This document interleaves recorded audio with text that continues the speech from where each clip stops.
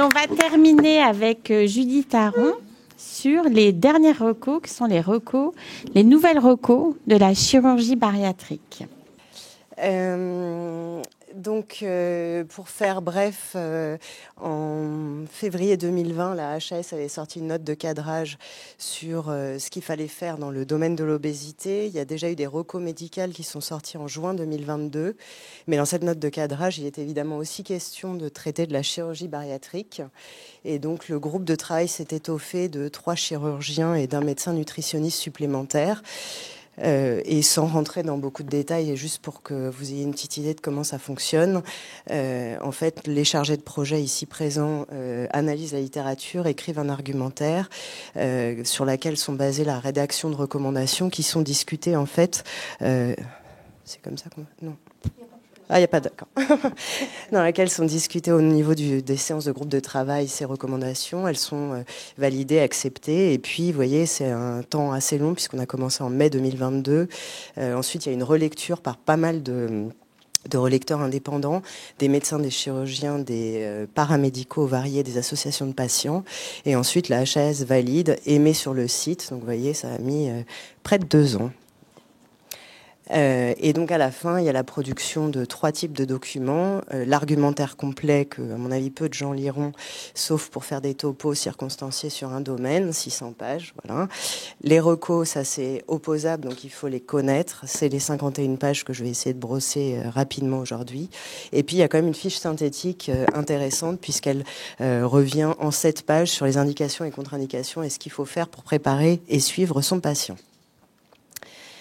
Alors, parmi les choses nouvelles qui nous étaient demandées de traiter, il y avait les indications à la chirurgie bariatrique. Vous savez, enfin, les recommandations internationales sont assez claires là-dessus. C'est plus de 40 d'IMC ou alors 35 avec des comorbidités. Et ça, ces cut-off d'IMC n'ont pas changé parce qu'il n'y a pas une nouveauté dans la littérature pour descendre les cut-off d'indice de masse corporelle, sauf dans un cas, et ça je crois que je vous en avais déjà parlé, où c'était Fabrizio qui en parle à ma place il y a 2 ans, sur le fait que quand il y a un diabète déséquilibré, on peut maintenant proposer la chirurgie bariatrique. La nouveauté de ce mois-ci, c'est qu'il y a enfin une DAP, et donc on peut vraiment le faire et c'est remboursé pour le patient. Il faut évidemment que le patient ne soit pas suffisamment équilibré et que le diabétologue valide ce projet. Dans toutes les autres indications métaboliques, on ne peut pas descendre en dessous de 35 pour faire cette chirurgie bariatrique. Alors, quand on a 35 d'IMC, quelles sont les comorbidités qui permettent de proposer l'intervention? Donc, c'est là où il y a pas mal de changements. Alors, le diabète, j'y reviens pas parce que ça n'a pas changé. Voilà. La tension, c'était déjà vrai, donc il faut qu'elle soit traitée et ça rentre dans les indications. Je précise juste que ça s'améliore bien dans la première année, mais en fait, on voit des récidives au long cours et ça nécessite d'être suivi au décours. Ce qui a été bien précisé, c'était les dyslipidémies. En fait, il n'y a pas de raison sur le LDL de proposer la chirurgie bariatrique. C'est uniquement les dyslipidémies sur les triglycérides élevés, en dehors de causes médicales, qui expliquent cette augmentation. L'apnée du sommeil, ça existait déjà, mais ce qui a été précisé au vu de la littérature, c'est qu'il faut que l'IAH soit au-dessus de 15, puisque ça engendre des anomalies cardiovasculaires et des risques santé spécifiques. Et puis, une des nouveautés, c'est le fait que l'asthme, c'est une maladie fréquemment associée à l'obésité, beaucoup plus prévalente, et qu'il y a maintenant des arguments dans la littérature pour montrer qu'une personne qui a de l'obésité et de l'asthme, après une bariatrique, elle va avoir une réduction de ses traitements, une réduction de l'exacerbation des crises, et donc ça améliore aussi l'asthme en lien avec l'obésité. Donc pour ça, il faut un avis pneumo ou ORL. Et puis, ça c'était bien précisé dans les recommandations, c'était la stéatopathie métabolique. Alors le diagnostic, il est histologique, c'est un petit peu compliqué. Maintenant, la stéatose seule, et c'est ça le point important, ne rentre pas dans les recommandations pour une chirurgie bariatrique. Ce qui a été ajouter à ces recos, c'est la fibrose hépatique, puisque c'est ça qui fait le pronostic de la maladie. Et ça, il existe pas mal de tests non invasifs qui permettent de grader cette pathologie. Et on sait que ça s'améliore nettement et à 1 an et que ça continue de s'améliorer après l'intervention jusqu'à 5 ans. Alors ça intéressera sans doute un certain nombre de personnes dans cette salle. Le SOPK dont on vient de parler, quand une personne est au-dessus de 35 kg par mètre carré, ça rentre dans les indications, ainsi qu'un projet de fertilité pris en charge évidemment dans un centre de PMA. Donc pour ça, il faut que le centre de PMA justifie que réduire le poids, ça permettra d'améliorer la fertilité, l'obésité n'étant pas la seule cause, bien évidemment. Ça, c'est une autre nouveauté. L'obésité en soi, en dehors du diabète, de l'hypertension, ça a induit de la maladie rénale chronique. Ça peut être un déclin de la fonction glomérulaire, mais aussi une atteinte de microalbuminurie. Et donc, quand on a une atteinte rénale, en fait, ça peut rentrer dans l'indication puisque ça s'améliore après la chirurgie. Et quand on est en dialyse, ça permet même à certains patients de permettre la transplantation qui était bloquée par un IMC trop élevé juste pour certains patients. Conarthrose, coxarthrose, lombalgie chronique, ça existait déjà, donc je ne vais pas y revenir. Une des nouveautés qui existait dans d'autres recommandations internationales, c'est l'incontinence urinaire invalidante qui résiste au traitement. Et il faut évidemment qu'elle soit justifiée par un avis d'un gynécologue ou d'un urologue.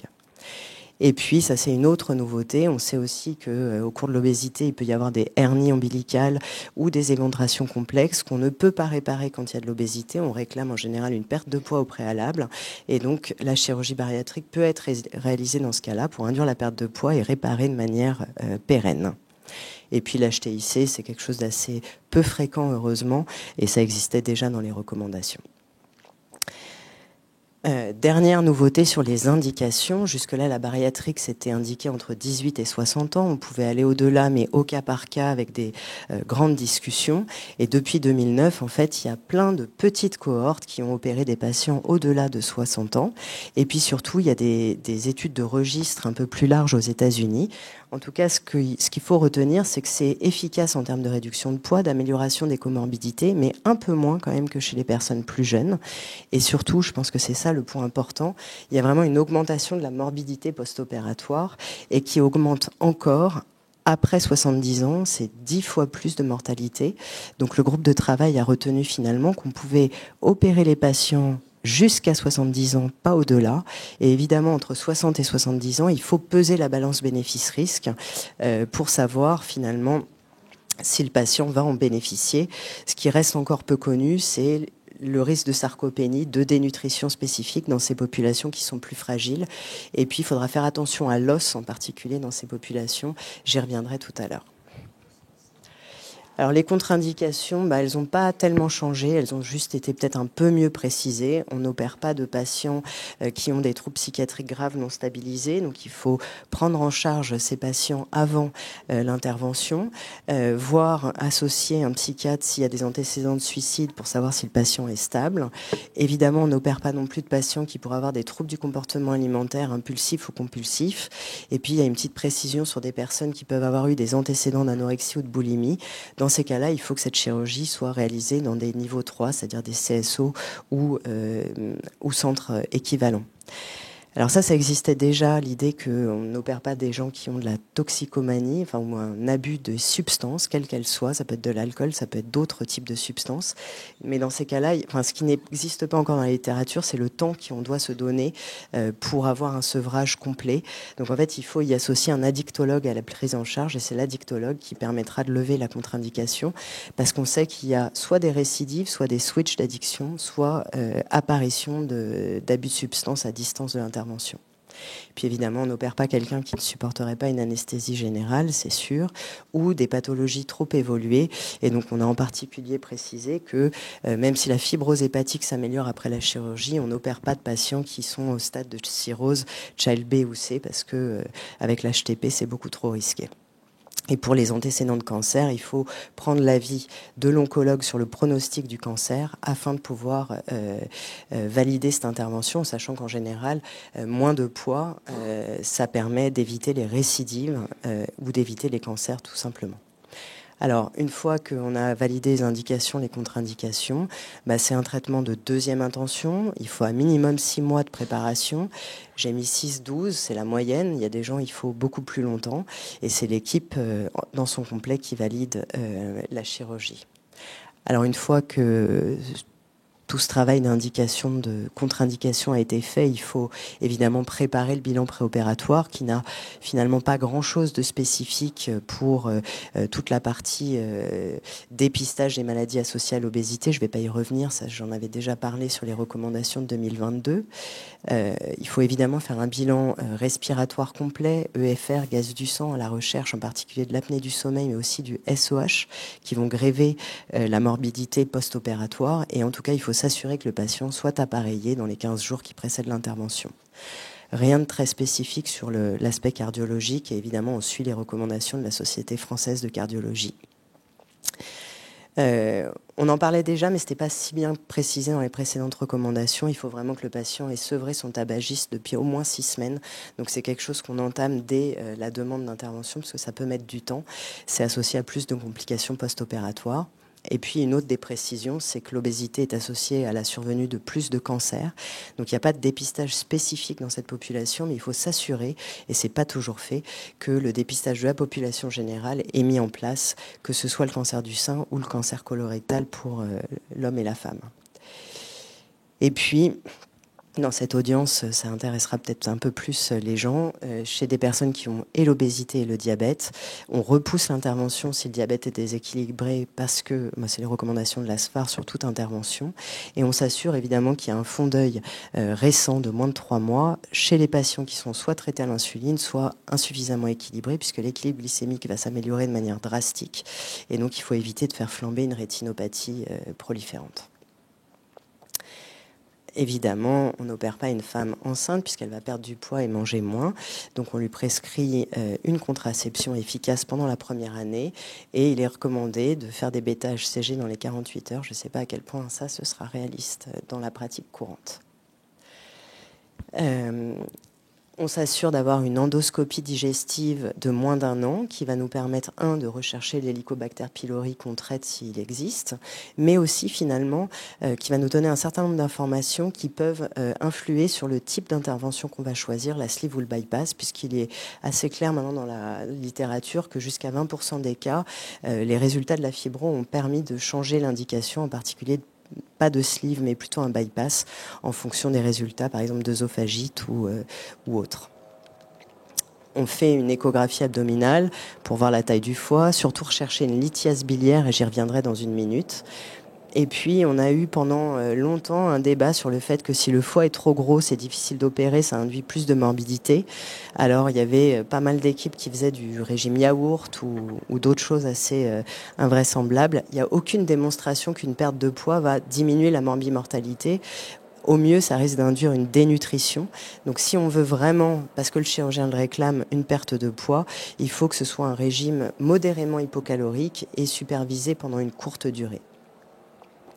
Et enfin, il n'y a pas de raison de faire tout un tas d'examens morphologiques comme la pH-métrie, la manométrie, le scanner ou le TOGD avant l'intervention de manière systématique, sauf si il y a des blocages alimentaires ou en partie et de la dysphagie qui pourrait évoquer un trouble moteur de l'œsophage. On voit beaucoup trop de patients après une sleeve qui développent ce genre d'anomalie et ça, ce serait une contre-indication totale à faire soit un anneau, mais on n'en fait plus vraiment, soit une sleeve. Donc ces 2 examens, la manométrie et la pH-métrie, surtout si blocage et dysphagie avant l'intervention. Alors évidemment, et je ne vais pas revenir dans le détail, mais on prépare le patient. Donc d'abord, on s'assure qu'il n'y a pas de carence vitaminique, on peut avoir de l'obésité et quand même de la dénutrition. Donc il y a un bilan standard à réaliser avant l'intervention. Il y a une préparation diététique et comportementale qui est à mettre en place, mais c'est la même en fait que celle précisée dans les recos médicales, donc je ne vais pas forcément détailler, je répondrai à vos questions si besoin. Et puis on essaye de proposer aux patients d'atteindre les niveaux d'activité physique, ce sont les mêmes recommandations qu'en population générale, il faut juste les atteindre de manière adaptée et progressive dans cette population qui a plus de mal. Il n'y a pas d'argument pour montrer que si on a fait des programmes de TP d'activité physique supervisés avant la chirurgie, on va vraiment avoir une perte de poids différentielle après, mais on sait tous les bénéfices santé qu'on peut en obtenir. Alors ça, c'est un point clé. Je vous ai parlé des contre-indications psychologiques. Je pense une des nouveautés sur lesquelles on essaye beaucoup de travailler, c'est les antécédents de trauma qui sont souvent associés à des troubles du comportement alimentaire et qu'il faut avoir évalués. Et puis, rechercher des troubles d'usage des substances, non seulement chez la personne demandeuse d'une chirurgie, mais aussi dans la famille, parce que les personnes qui ont soit des récidives, soit des problèmes de novo de troubles d'usage après la chirurgie, c'est ceux qui ont des antécédents personnels ou familiaux, qui ont de la dépression, et c'est plutôt les gens jeunes et plutôt masculins. Voilà, donc il faut être assez vigilant. Et donc l'ensemble de ces caractéristiques doivent être évaluées par la psychologue ou le psychiatre de l'équipe, qui conduit à un compte-rendu détaillé qui va permettre de savoir s'il y a une prise en charge nécessaire et à quel moment on pourra lever la contre-indication temporaire pour opérer le patient. Et puis, évidemment, comme c'est une intervention qui va modifier beaucoup de choses dans la vie du patient, il y a pas mal de compétences à acquérir. Donc, c'est vraiment du travail d'ETP qu'on essaie de mettre en place. Non seulement sur le plan alimentaire, il y a des choses spécifiques, on ne mange pas et on ne boit pas en même temps au repas. Il faut s'assurer qu'il y ait des apports protidiques suffisants, ce qui est très difficile après l'intervention, en tout cas dans la première année. Et puis, on revient sur le fait que l'activité physique après l'intervention, ça permet quand même le maintien du poids, la stabilisation du comportement alimentaire.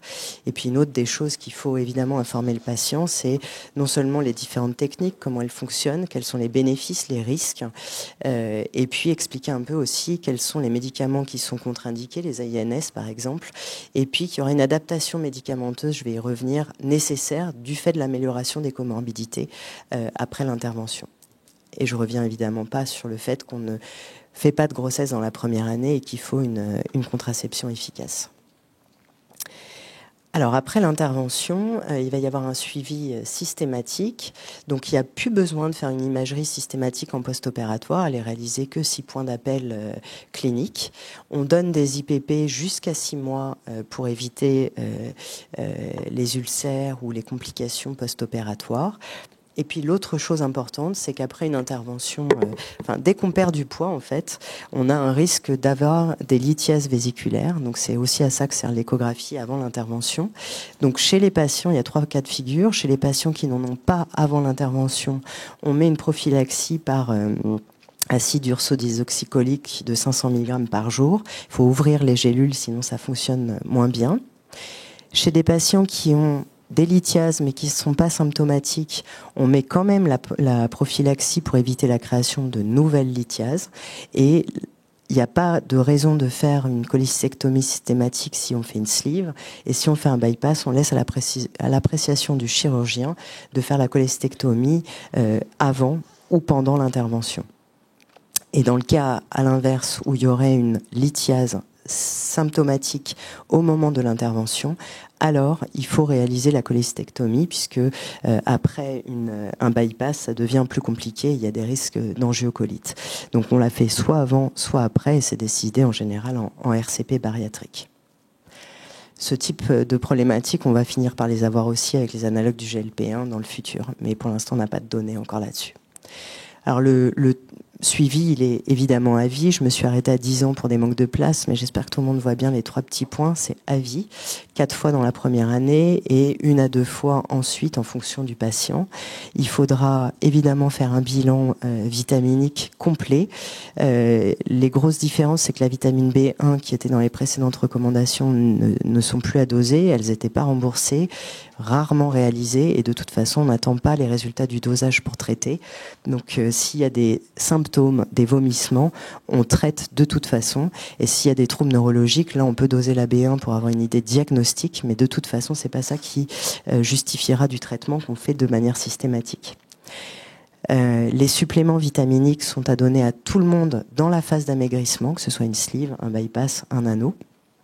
Et puis à vie dans les situations malabsorptives, donc c'est aujourd'hui le bypass, il y a plein d'autres chirurgies qui sont en cours d'évaluation et qui rentreront peut-être dans le panier de soins, comme la SADI sleeve par exemple, et évidemment il faudra supplémenter les patients. Et là, je reviens sur l'os. En fait, il y a des données maintenant assez probantes pour dire que après un bypass gastrique, il y a des altérations osseuses, ostéopénie, ostéoporose vraie, voire des fractures. Donc, ça fait partie de l'interrogatoire qu'il faut poser au patient. Il fait rarement le lien entre une fracture du poignet et sa chirurgie, mais en fait, c'est tout à fait lié.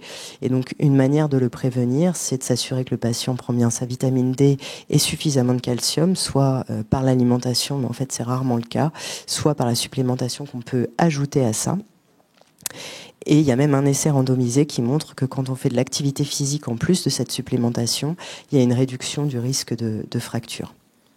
La B1, j'en ai parlé, et l'activité physique, j'en ai parlé aussi. Évidemment, au cours du suivi, il n'y a pas de besoin systématique d'un suivi psychologique. Ça a été longuement discuté d'ailleurs. Les problématiques, elles surviennent souvent au-delà de la première année. Donc faire une consulte systématique à 1 an, ça permettrait d'être faussement rassuré éventuellement. Donc il faut vraiment, lors des consultations de suivi médical, interroger le patient sur des troubles de l'humeur, sur la récidive de troubles du comportement alimentaire, sur l'apparition d'addictions aux substances. Et à ce moment-là, réadresser le patient vers une prise en charge psychologique, ce qui permettra aussi d'éviter les reprises de poids qui sont malheureusement beaucoup trop nombreuses. Donc comme je vous l'ai dit, la chirurgie, elle sert non seulement à perdre du poids, à améliorer la qualité de vie, mais aussi à améliorer les comorbidités associées à l'obésité. Donc évidemment, il faut prévoir d'adapter les traitements avant l'intervention pour le post-opératoire. Donc pour les traitements antidiabétiques, on arrête les traitements avant l'intervention, à J-7 pour les analogues du GLP-1. On ne sait pas encore si c'est suffisant. Pour l'instant, c'est ce qui est proposé. Et puis, on reprend les traitements à distance de l'intervention et on favorise plutôt metformine, éventuellement inhibiteur de la DPP4 si c'est insuffisant. Et pour les insulines, en fait, il faut réduire l'insuline lente de moitié et l'insuline rapide, voire après l'intervention, l'évolution des glycémies pour savoir s'il y a besoin d'en remettre. Et donc 2 cas de figure se posent. Soit votre patient est traité à l'insuline, il faut qu'il ait un rendez-vous avec son diabétologue dans le mois qui suit l'intervention. Sinon, ça peut être géré par le généraliste.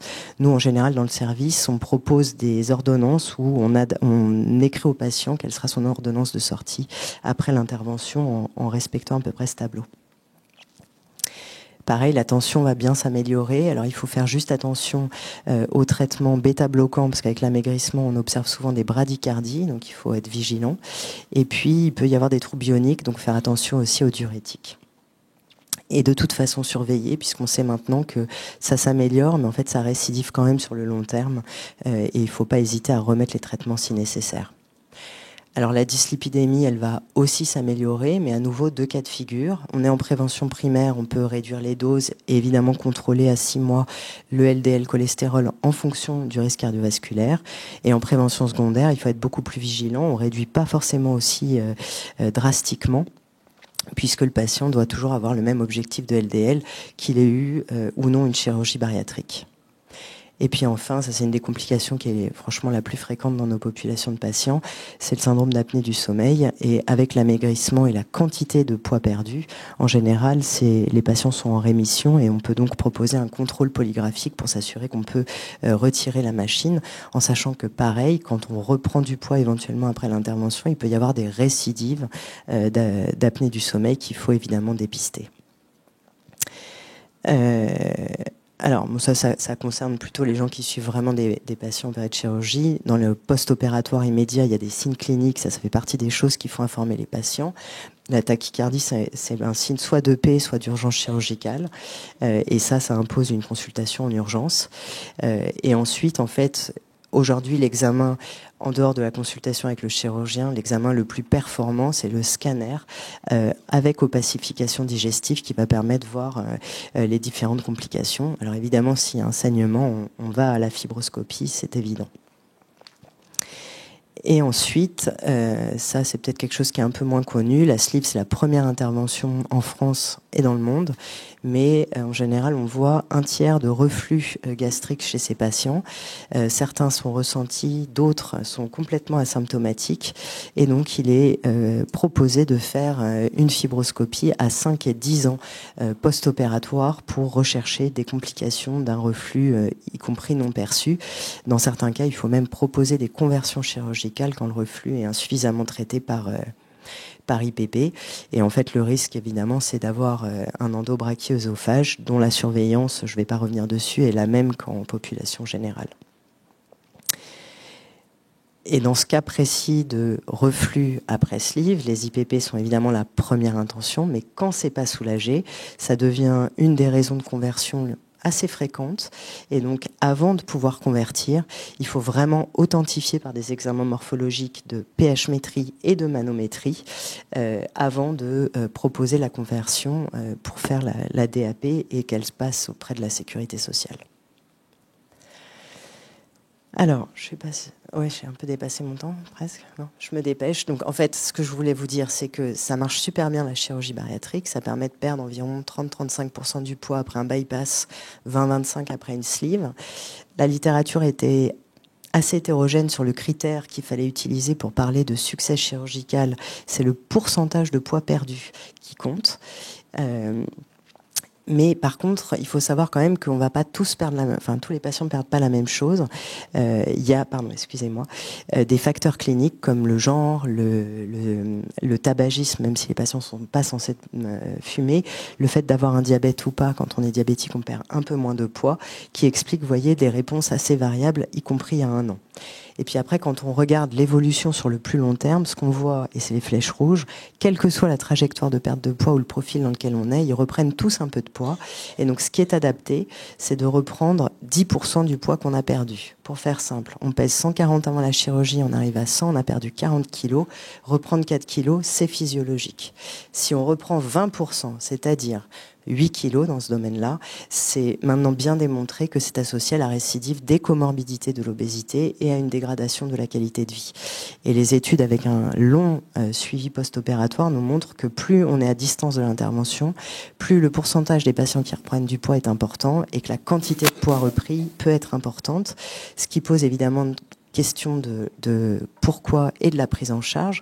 Donc évidemment, on peut reprendre du poids parce qu'il y a une sédentarité trop forte, pas d'activité physique, qu'il y a une dépression, des troubles de l'humeur, voire des troubles du comportement alimentaire. Donc tous ces éléments sont à réévaluer.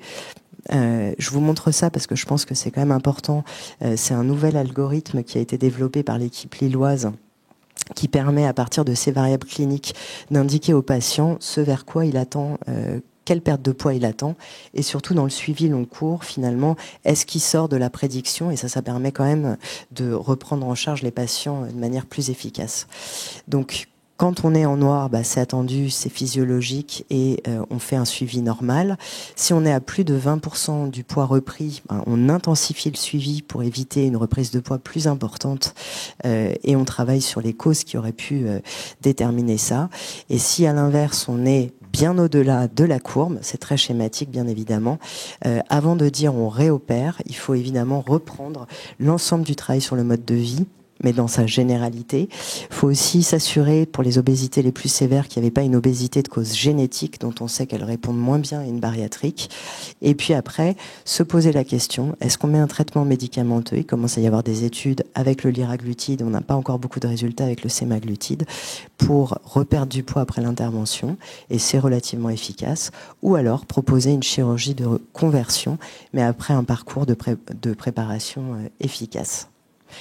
Et l'échec, donc pour vraiment faire une réintervention, une conversion, vous voyez que on est assez drastique finalement, puisque c'est soit une perte de poids totale de moins de 10%, là c'est un vrai échec, soit le patient a bien perdu du poids, mais reprend tellement de poids qu'à la fin il n'arrive plus qu'à 10% de perte de poids, soit, parce que ça c'est important aussi, on ne fait pas la chirurgie que pour le poids, mais aussi pour les comorbidités de l'obésité.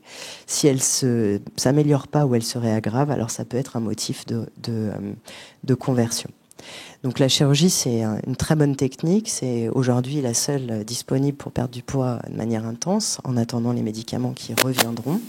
Reprendre 10% de ce qu'on a perdu, c'est attendu, c'est physiologique. C'est au-delà de ça que c'est problématique.